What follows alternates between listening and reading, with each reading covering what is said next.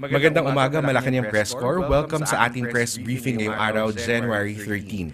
Kasama natin ngayon sina Department of the Interior and Local Government Secretary Juanito Victor Remulla, Department of Justice Secretary Jesus Crispin Remulla, Prosecutor General Richard Anthony Fadulyon, and National Police Commission Vice Chairperson and Executive Officer Ricardo Bernabe III para sa isang mahalagang usapin. Good morning, gentlemen. May we ask Secretary John Vic Remulla for an opening statement?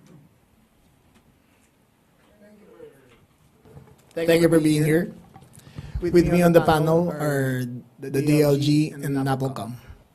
Following our NAPOCOM Vice Chair Executive Attorney Rico Bernabe, from the DOJ, Secretary Boying Remulla, Prosecutor Richard Anthony Fadulyon. On the right is also Senior Undersecretary Raul Vasquez. Naniniwala kami sa kakayahan at integridad ng 99% ng 200,000 kapulisan. Naniniwala kami na sila ay maayos at tuwid sa trabaho. Ngunit ang ganyang kalaking organisasyon ay mahirap maging perpekto. Yung kakaunting dumudungis sa pangalan ng PNP ay dapat kalusin at ilagay sa tamang daan. Ang nais nating lahat, kasama ang kapulisan, ay kapayapaan. Magandang umaga po sa ating lahat. Andito po tayo para ilahad ang mga sumusunod. Una, ang laban kontra droga noon pa man ay mandato na ng PNP. Ngunit ang mandato nito ay imposibleng makasituparan kung ang ilang nanunumpa sa katungkulan ang siya mismong kasama sa problema.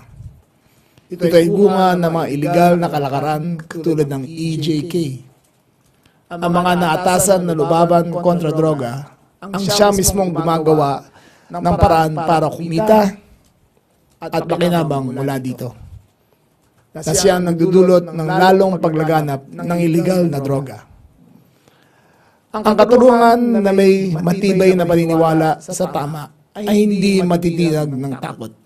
Kaugnay ng pananagutang administratibo, sinuri ng komisyon ang bawat kaso batay sa mga individual na partisipasyon ng napatunayan ng ebidensya at nagpataw ng naangkop na parusa na walang kinikilingan at walang palakasan. Ang aming layunin ay maglabas lamang ng katotohanan at maghatid ng katarungan. I now turn it over to Vice Chair Rico Bernabe to explain the merits of the case. Thank you, Mr. Secretary. Magandang umaga po sa ating lahat. To provide a clear understanding of the matter, we will present the background of the entire Mayo case in several chapters, simplifying the details for easier comprehension. We now proceed with the very first chapter of this case, which is the drug transaction. On October 8, 2022, at 12:38 p.m., Sergeant Rodolfo B. Mayo was captured on CCTV at the Wealth and Personal Development and Lending Office, located at Abad Santos, Tondo, Manila, carrying a white paper bag, boarding his silver Mitsubishi Montero, and leaving shortly thereafter. As shown in the footage, Sergeant Mayo, wearing a white shirt, returned to his car, carrying a white paper bag of what is believed to contain 2 kilograms of shabu. Please note that the WPD Lending Office is registered to a private corporation beneficially owned by Sergeant Mayo. Between 12:42 to 1 p.m. on the same date, members of the Special Operating Unit Region 4A, SOU 4A for brevity, a unit under the Philippine Drug Enforcement Group, or PDEG, led by team leader Captain Jonathan Susongko, conducted an anti-illegal drug operations at Bambang Street, Tondo, Manila, resulting in the arrest of Sergeant Mayo for selling 2 kilograms of shabu. Notably, the operation was unreported and undocumented. The members of the operating team at Bangbang are as follows: Captain Jonathan Susongko, Patrolman Romar Bugarin, Patrolman Hasan Calao, Sergeant Carlos Bayeta, Patrolman Justin, Peter Gular, and Patrolman Dennis Carolina. Although officially unreported and undocumented, the fact of the said buy-bust operation is evidenced by admissions and testimonies of and Viber messages between PNP officials. We now proceed to the next chapter of this case, which is the spoils of war, the discovery of the large drug haul. Now, we mentioned earlier that Sergeant Mayo was arrested at Bangbang Street. However, instead of officially reporting the arrest and complying with the chain of custody rule, members of the SOU-4A with Sergeant Mayo in custody proceeded to the WPD lending office for an alleged follow-up operation in anticipation of a large drug haul. CCTV footage shows the silver Mitsubishi Montero returning to the WPD lending office at around 1 p.m. on the same date. As shown in the footage, the operative in blue alighting from the silver Mitsubishi Montero is Captain Sosonko, while the rest are members of his operating team, SOU-4A. Inside the WPD lending office, the operatives of the SOU-4A discovered a massive stash of shabu. Between 1:39 p.m. and 2:16 p.m., Sergeant Mayo was escorted into the WPD lending office and back to his vehicle 3 times. The theory is that Sergeant Mayo was directed to open the vaults located inside. Moreover, as can be observed in the footages, in all 3 instances, Sergeant Mayo was in handcuffs, which corroborates the drug transaction and this arrest in Bangbang Tondo, narrated earlier in Chapter 1.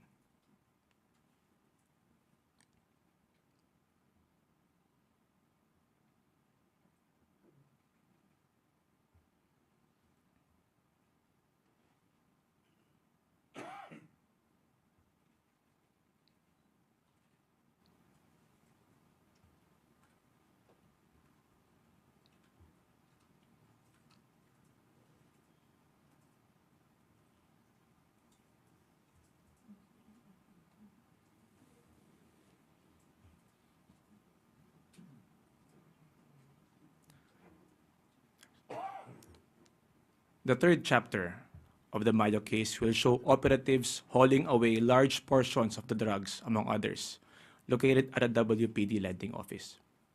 From 1:48 to 2:20 p.m., members of the Intelligence and Foreign Liaison Division, IFLD for brevity, under the PIDEG group, were seen misappropriating from the large amounts of shabu found at the WPD lending office. As shown in the footage, from 1:48 to 1:51 p.m., Sergeant Lorenzo Catarata misappropriated 1 medium-sized luggage of shabu as it was loaded inside the white Honda Civic. Validated information from the PNP reveal that the white Honda Civic is owned by Sergeant Catarata.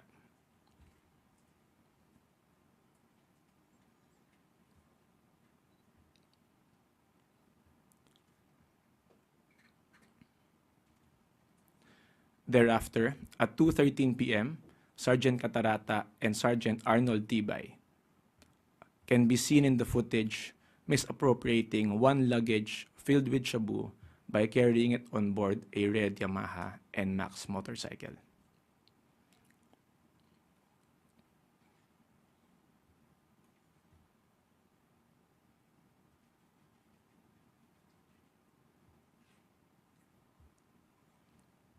It can be noticed that the white Honda Civic and the red Yamaha NMAX are seen going in the same direction to the right, as there is reportedly a safe house in that area. At 2:05 p.m., Sergeant Jerwin Rebosora can be seen carrying 1 duffel bag and placing it inside the black car through its left rear door.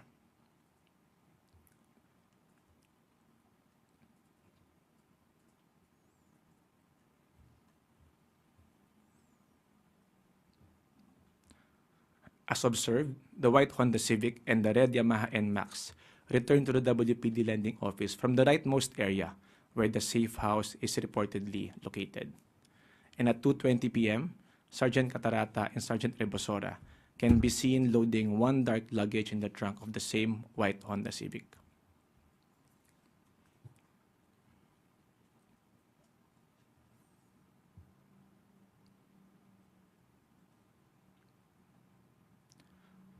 For the next slides, we will show you screenshots of CCTV footages taken from the report of the PNP Special Investigation Task Force Group 990, which identified the respondent police officers.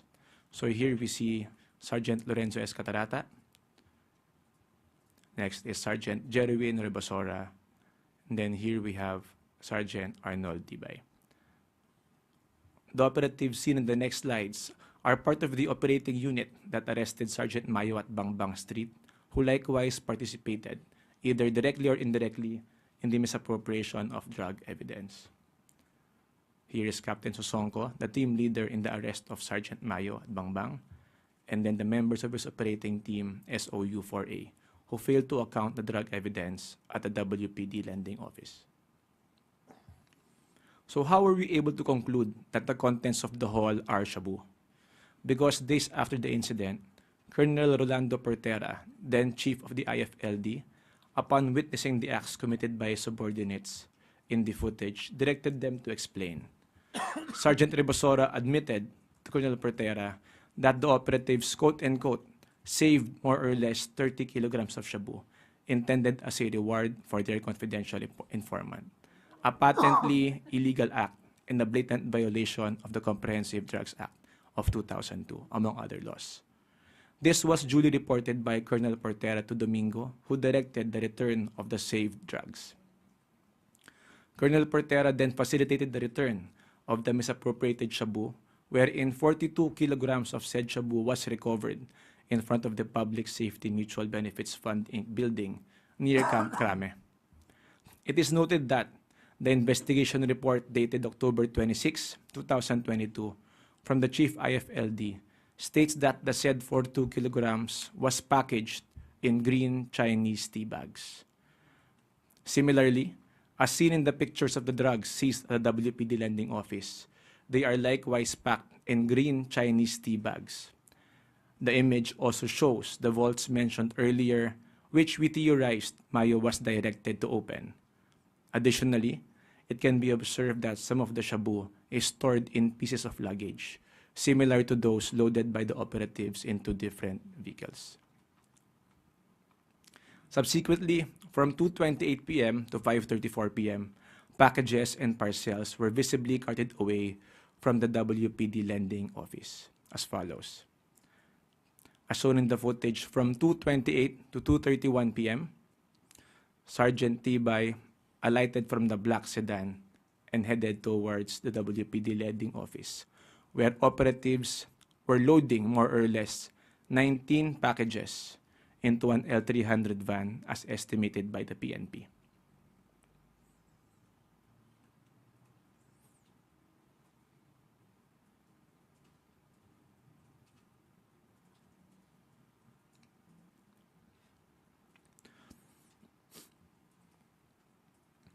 Captain Sosonko can also be seen talking to operatives and looking for CCTV cameras in the area.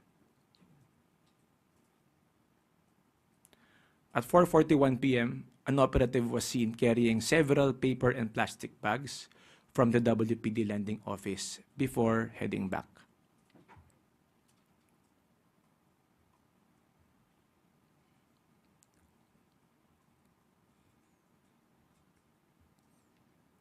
And from 5:21 to 5:34, upon the direction of Major Salmingo, Lieutenant Cabral and Patrolman Venegas were seen carrying green eco bags from the WPD lending office.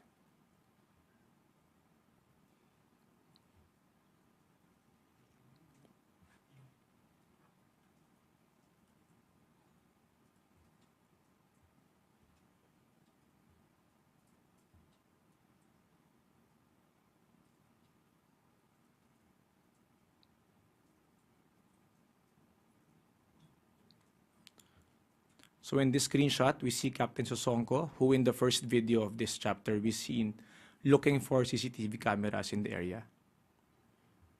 And then here we have Lieutenant Cabral and Patrolman Venegas. We note that aside from the members of the SOU-4A and IFLD earlier identified, other police officers who arrived at the WPD lending office are as follows. So we have Marian Mananghaya, a member of the IFLD, who arrived at 3:03 p.m. And we have Ashraf Amirol, team leader of the IFLD, who arrived at 3:42 p.m. We now proceed to the next chapter of the Mayo case, which pertains to the cover-up. Due to reports of a large and unprecedented drug haul and the involvement of a PDEG officer, the following high-ranking officials of the PNP arrived at the WPD lending office from 3:45 p.m. to 4:30 p.m. as follows. Colonel Olonan is the chief of the SOU-4A. He arrived at the WPD lending office at 3:45. As shown in the footage, he may be seen alighting from a black pickup truck and entering the WPD lending office.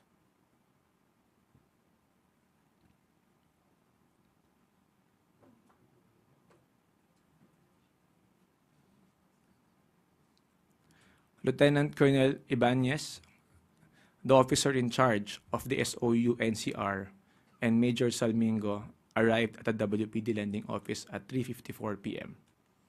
Lieutenant Colonel Ibanez was the officer in charge of SOU NCR, the same unit where Sergeant Mayo belongs to.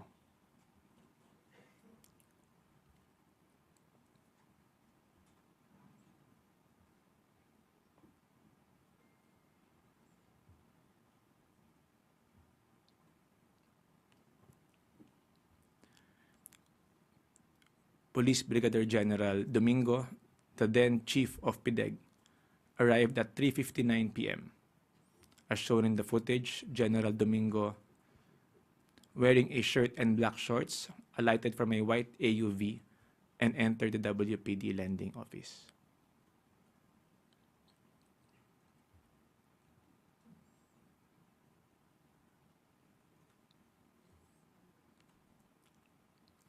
Lastly, Lieutenant Colonel Gonzalez, a former member of the IFLD. He arrived at the WPD lending office at 4:29 p.m. As shown in the footage, he can be seen wearing a black shirt and pants before proceeding to the WPD lending. So we are showing you images of Colonel Olonan, Colonel Gonzalez, Major Salmingo, Colonel Ibanez, and General Domingo. So to reiterate, between 3:45 to 4:30 p.m., the senior officers arrived, including Lieutenant Colonel Ibanez, who is the superior of Sergeant Mayo, and General Domingo, the head of PDEG, presumably to approve the final details of the narrative to be declared. Remember that there was no official declaration of any arrest or any anti-illegal drug operation as of this time.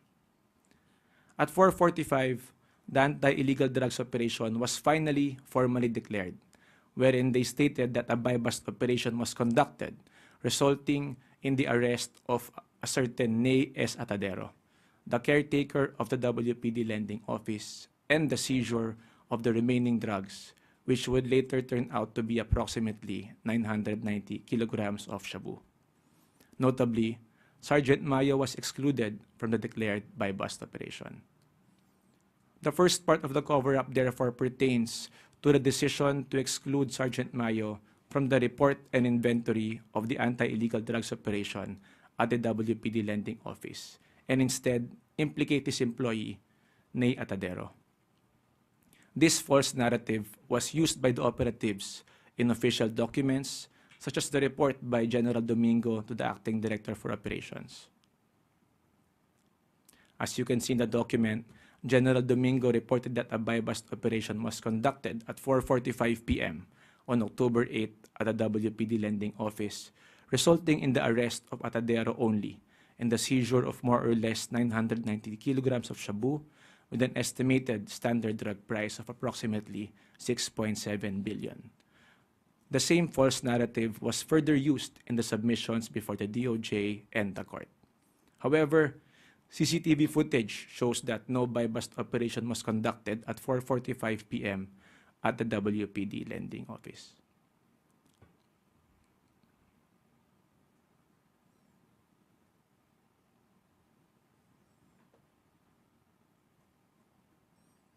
So we are showing you the footage at 4:45 p.m.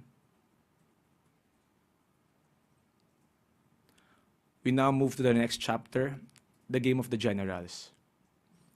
The first part of the cover-up, as earlier stated, pertains to the decision to exclude Sergeant Mayo from the declared buy-bust operation at 4:45. Now, the second part of the cover-up pertains to the decision to release Sergeant Mayo under the guise of a follow-up operation. As may be recalled, Lieutenant Colonel Ibanez is the boss of Sergeant Mayo, who both belong to SOU NCR. Thus, to ensure his release, Lieutenant Colonel Ibanez attempted to induce Domingo and Colonel Olonan by stating that there is a larger warehouse in Pasig City, quote-unquote, na ituturo ni Mayo. At 6:24 p.m., Lieutenant General Benjamin D. Santos Jr., the then Deputy Chief for Operations, arrived at the WPD Lending Office. As shown in the footage, Lieutenant General Santos alighted from a black SUV and entered the WPD Lending Office.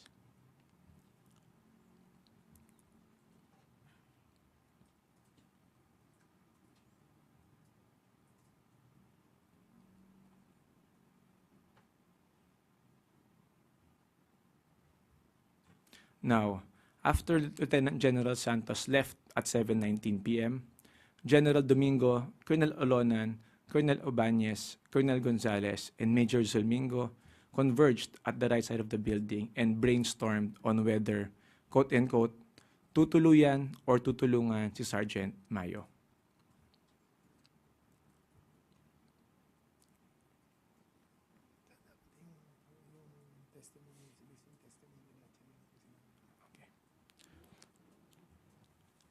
So all of these quotes that we are saying and all of these are produced in evidence and are corroborated by various testimonies and affidavits which have been threshed out by the Commission and can be provided in the decision itself. No?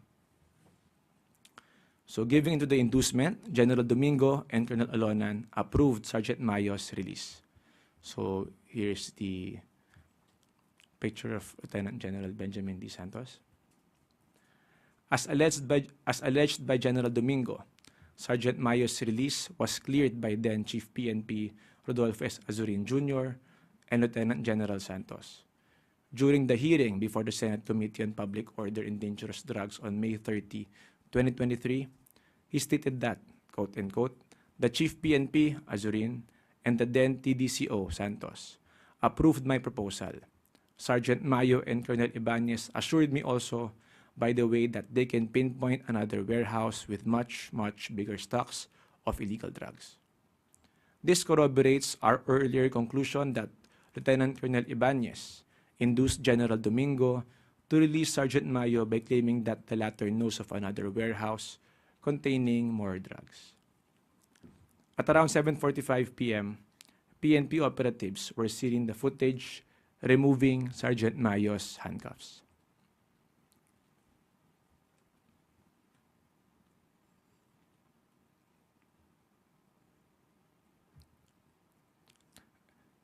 Thereafter, at 7:50 p.m., Major Salmingo, together with Sergeant Mayo, left the WPD lending office to conduct a quote-unquote follow-up operation in Pasig City. The said operation later on will turn out to be just a mere service of a warrant of arrest. In the joint affidavit of arrest of the members of SOU NCR, it was stated that Sergeant Mayo was the arresting officer of Juden Francisco at Sorrento Oasis in Pasig City. Here we can see Sergeant Mayo wearing a black face mask and blue PNP shirt, appearing to arrest Juden Francisco. So in the next two slides, we will show you the members of SOU NCR involved in the service of warrant of arrest against Juden Francisco, wherein Sergeant Mayo was made the arresting officer. We now move to the last chapter, the solution, wherein PNP officials concocted a scenario to cover the slew of irregularities. To recall, we have established that Sergeant Mayo was already arrested between 12:40 to 1 o'clock p.m. at Bangbang Street for selling 2 kilograms of shabu. We have also established that Sergeant Mayo was brought to the WPD Lending Office under the custody of PNP at 1:39 p.m. until 7:50 p.m. and that the declared buy-bust operation at 4:45 p.m. was conducted solely against Atadero, excluding Sergeant Mayo. Lastly, it has been established that Sergeant Mayo was released from police custody and assigned as an arresting officer against Juden Francisco. Now, former PIDEA Director General Wilkins Villanueva learned of the release of Sergeant Mayo and texted then Chief PNP Rodolfo Azurin that, quote-unquote, according to the team leader of the operating team in Abad Santos, the PIDEG leadership did not want to include the police officer in the arrest of Mayo because it will affect their reputation. That is why they released him. According to him, it was the arrested police officer who is disposing the items, end quote. This prompted General Azurin to direct General Domingo to return Sergeant Mayo to the WPD Lending Office. However, we recall that the buy-bust was already declared at 4:45 p.m. only against Atadero and that the inventory has already begun. Thus, in an attempt to address the irregularities in Sergeant Mayo's earlier arrest and to cover up his subsequent release, Colonel Olonan, Captain Piñon, and his team staged a hot pursuit operation against Sergeant Mayo. It was reported that this alleged operation took place at Quiapo Bridge, Quezon Boulevard, Quiapo, Manila at 2:30 a.m. on October 9, 2022, resulting in the arrest of Sergeant Mayo and the seizure of 2 kilograms of shabu. Flashed on the screen is Sergeant Mayo wearing a white shirt and black cap, being arrested at Quiapo Bridge, and the 2 kilograms of shabu laid on his vehicle. What is very telling is that earlier, during the arrest of Juden Francisco, Sergeant Mayo, as the arresting officer, was seen wearing a blue PNP shirt, while in this picture, we can see that Sergeant Mayo was made to change his outfit. So in the next 2 slides, we will show you the members of those involved in the simulated hot pursuit operation. Here are other police officers who are also found liable throughout the incidents in different capacities.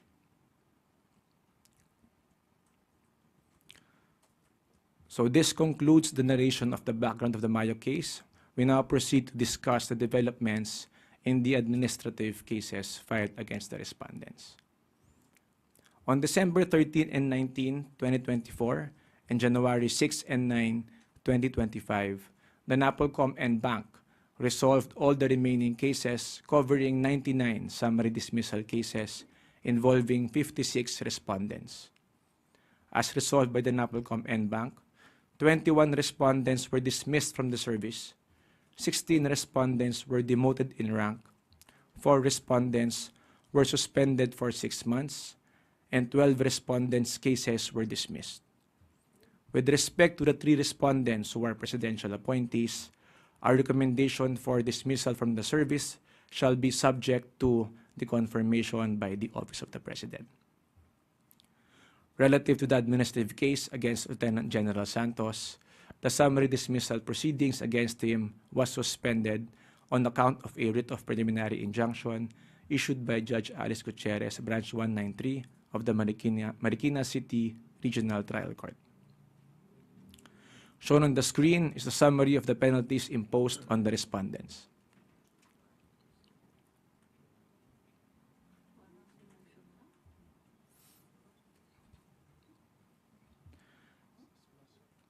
Flashed on the screen is the chart of the personalities involved or mentioned throughout the incident.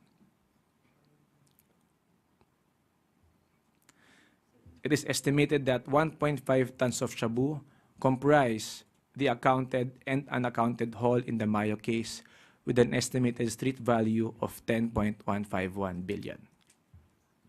And that concludes our presentation. Thank you.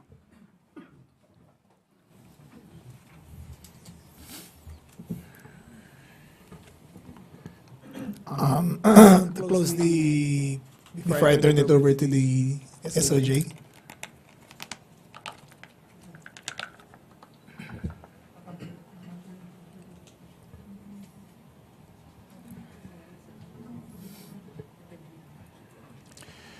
Considering the foregoing, this is my personal opinion that there appears to be a grand conspiracy to conceal a criminal enterprise within the PNP. It must be inherent in the institution that with the responsibility of being an officer of the law comes with the power alone, does not make you impervious to prosecution. We have pursued the fullness of this case on an administrative level. However, the final determination of criminal liability rests with the Department of Justice and the courts concerned. I now turn over the floor to the Department of Justice.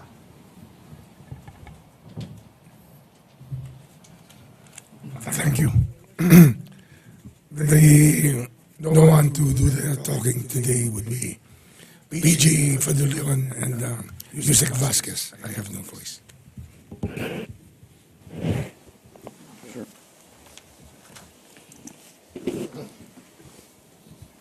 Good morning, everyone. As a result of the investigation conducted by the NAPOLCOM and the cases that were filed by both NAPOLCOM and the CIDG, PNP CIDG, the Department of Justice, as early as 2023, had already begun evaluating the cases that were referred to us. In a resolution that we issued last December, the Department of Justice recommended the filing of cases for violation of Section 29, that is planting of evidence, Section 29 of Republic Act 9165, against 30 individuals. And at the same time, we recommended the filing of informations before the court for violation of Section 92. This is for delay and bungling in the prosecution of drug cases, also under RA 9165, against 30 individuals. These cases have now been filed and are now pending before the regional trial courts of Manila. We understand that per the last information provided to us, warrants of arrest have already been issued. Also, as a consequence of these cases that we filed and based on the evidence that were submitted to us, we are convinced that the Department of Justice now has to seriously evaluate and reevaluate the cases that have been filed earlier and are now pending before another regional trial court in Manila. These are the cases filed against Sergeant Rodolfo Mayo and Ney Atedero, which are now pending prosecution. The cases, we have to understand that these cases were filed based on the information that we have, that were provided to the Department of Justice panel. These cases were investigated in an inquest proceeding by prosecutors from the Office of the City Prosecutor of Manila. But after reviewing the evidence, that were presented, which resulted to the filing of the cases for bungling and planting of evidence, we believe and we are seriously considering the possibility of withdrawing these cases, because it would now appear that these cases were filed based on false allegations, and fallacious evidence.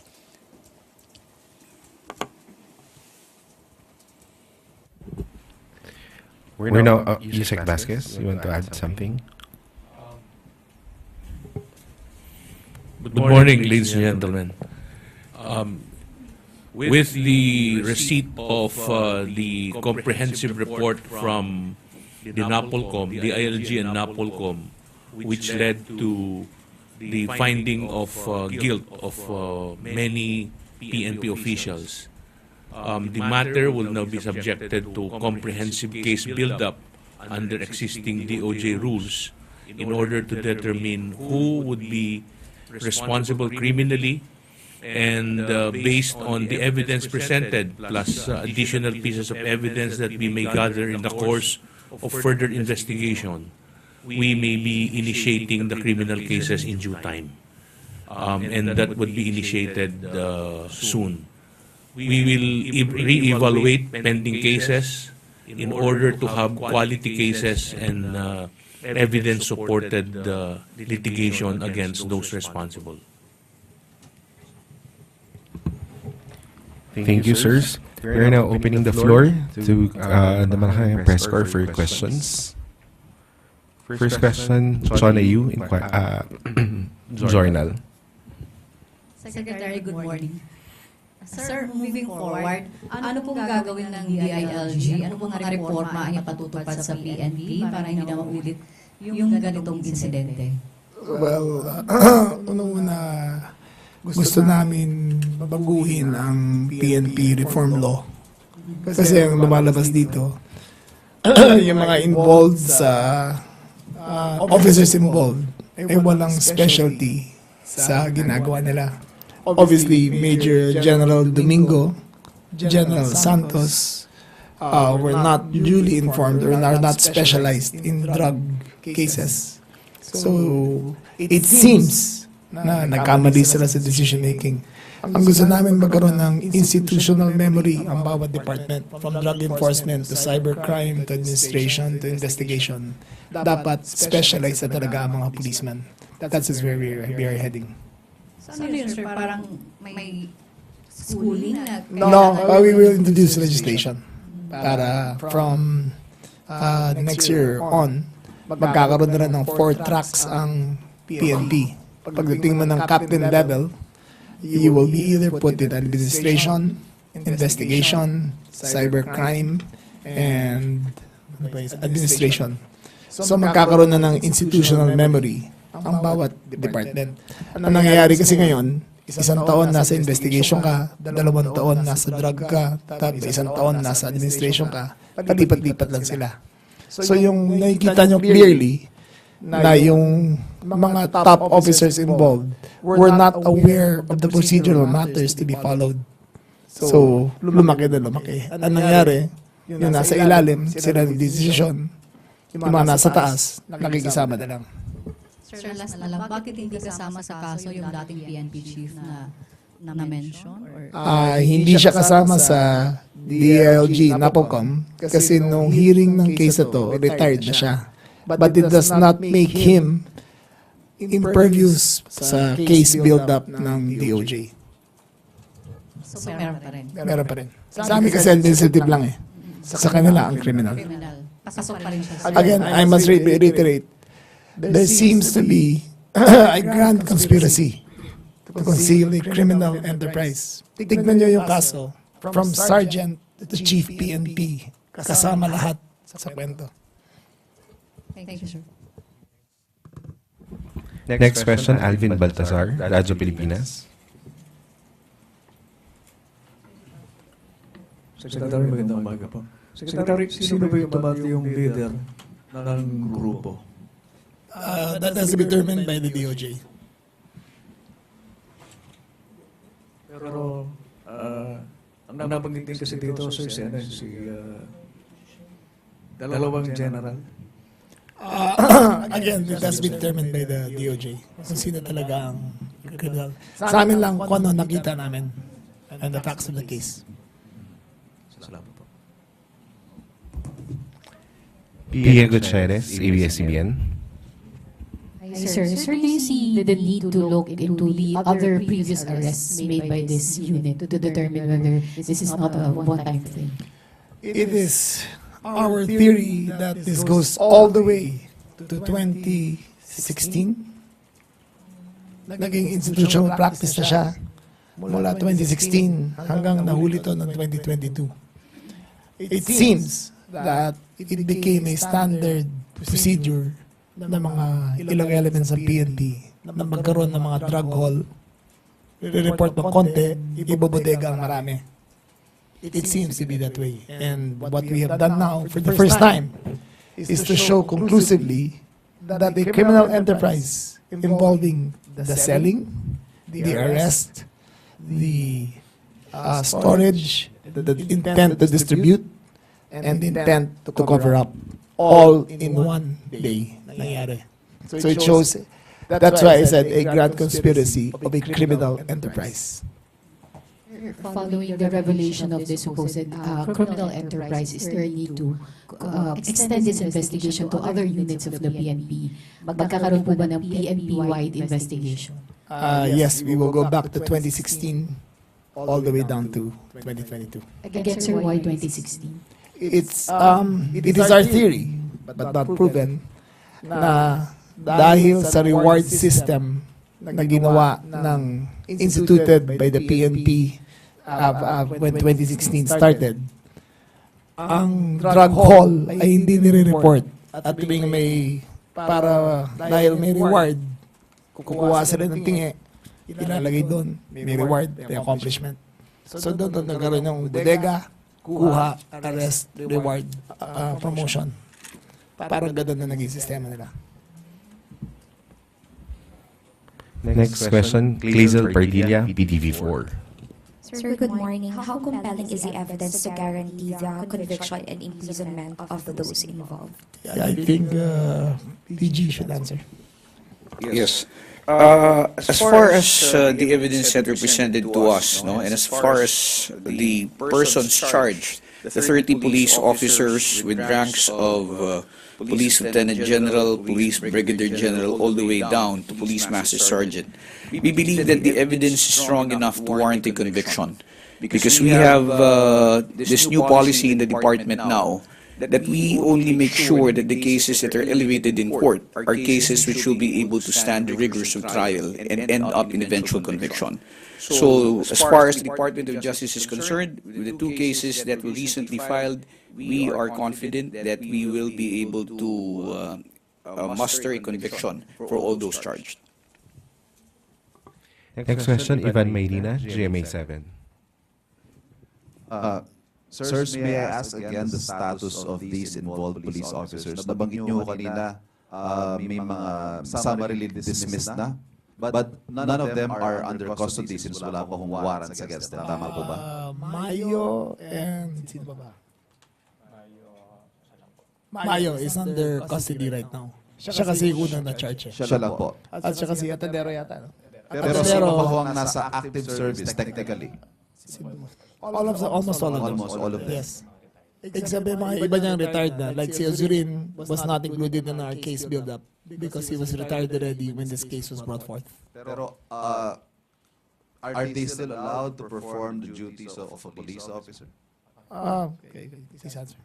Yes, no. So, we released the decision just recently. Prior to release, they were all in the active service, except for those who retired in the course of these proceedings. But until this decision, they were still all active. But sir, knowing their involvement, possible involvement in something this big of a crime, hindi ho ba natin sila i-monitor at least habang pending evaluation of their cases? Well, I think considering the fact that there are already cases filed against them, and although meron na pong findings doon sa administrative case, it becomes necessary that we somehow are aware of the movements, we are aware of the whereabouts of all these police officers, so that in the event that the warrants are actually issued and received by the Philippine National Police, the same can be immediately and easily implemented. Okay? So, inihintay lang po natin na lumabas yung mga kaukulang warrant galing sa husgado at yan naman po ay kaagad ipadadala sa PNP. Now, considering na nasa serbisyo pa po yung iba rito dahil sa maaari pa naman po silang mag-apila doon sa kanilang administrative case, baka mas mapapadali po kung sakasakali pong alam natin ang kanilang pinagkakalagyan sa ngayon. Last question from my end. 1.5 tons of shabu, a staggering quantity. Na-trace na ho ba natin saan galing ito at nasaan ho itong drugs na ito as we speak? We have theories, but unsubstantiated. Pero it looks like it came from the drug halls in Pampanga, La Union, Pangasinan, Quezon, Bulacan. Imported ho ito, hindi niluto dito? Hindi, imported lahat. Lahat yan, most of them naka-Chinese tea green bags. And consistent with the investigations over there, they would only declare, I think, 10%. And the rest, binubudega na. Next question, Tristan Nadalio, Newswatch Plus. Hi sir, good morning po. Sir, just a follow-up dun sa nabanggit nyo na kanina, you're looking at as way back as 2016 and may reward system. Sir, na-mention na rin to before sa Quadcom hearings. Is the DILG and DOJ parang likely to believe na meron nga pong reward system nung panahon ni dating Pangulong Rodrigo Duterte? I think it was made very clear during the Quadcom by the PCSO chair, Garma, that there was a reward system, that there was a corresponding value to every seizure and arrest and killing corresponding to the number of grams or kilograms accompanying the suspect. So we have to look back further into that on the mechanisms that they use. Pag sinabi kasi Sir Grand Conspiracy, no, baka meron pa bang ibang officials higher than the police officials that you are also looking at? Not yet. We are only concentrated on the police officials. But the subsequent investigation does not preclude anybody. Everybody is still open. Next question. Tina Maralit. Good morning, Secretary. Sir, regarding sa plan to investigate going as far back as 2016, paano po yung mga opisyal ng PNP na retirado na kung mapapatunayan pong may kinalaman sila dun sa sinasabing grand conspiracy, yung mga retirement benefits po ba babawiin? Let's not go too far about that, yung one ng penalties.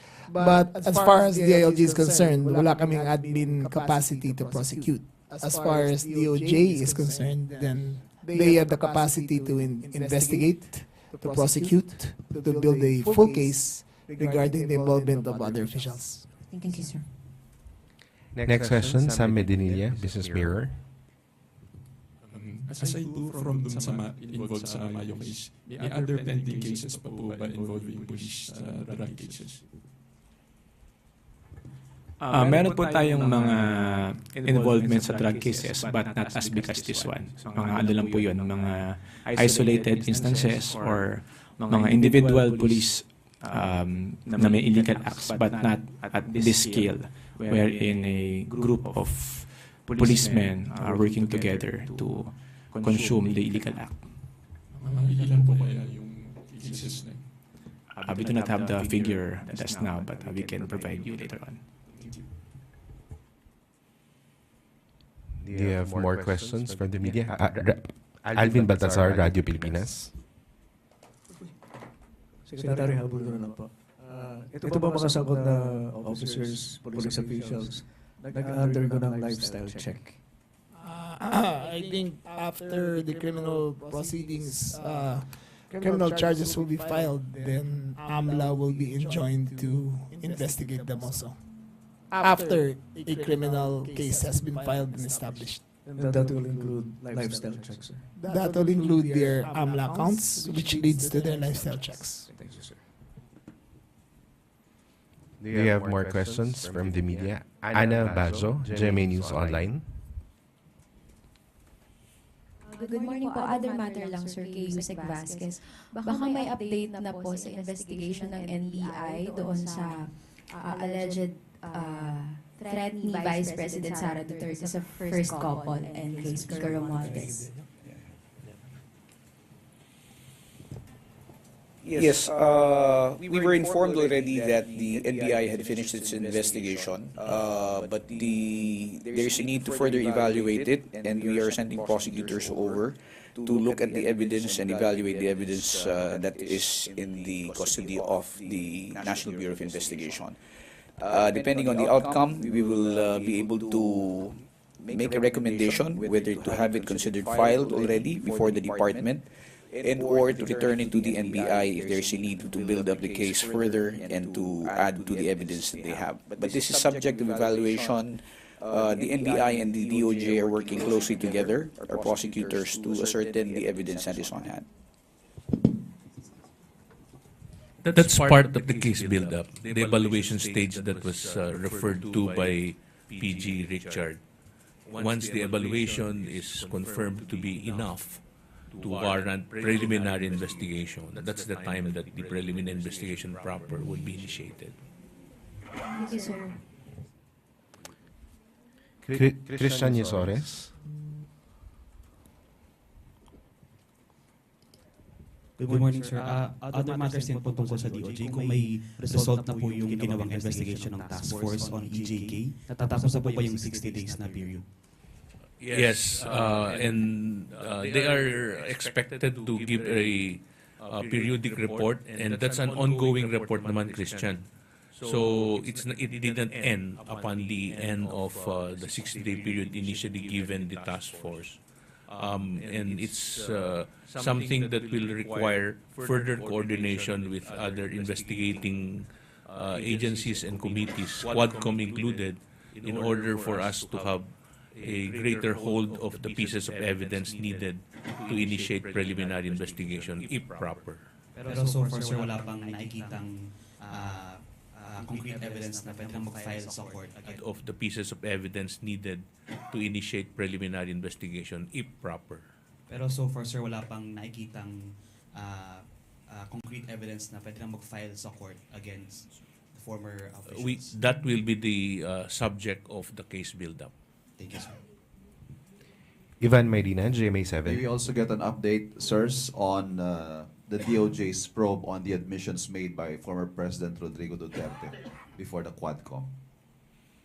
It was previously announced that the DOJ is investigating those statements as well. That's part of the mandate of the task force that was given 60 days, Ivan.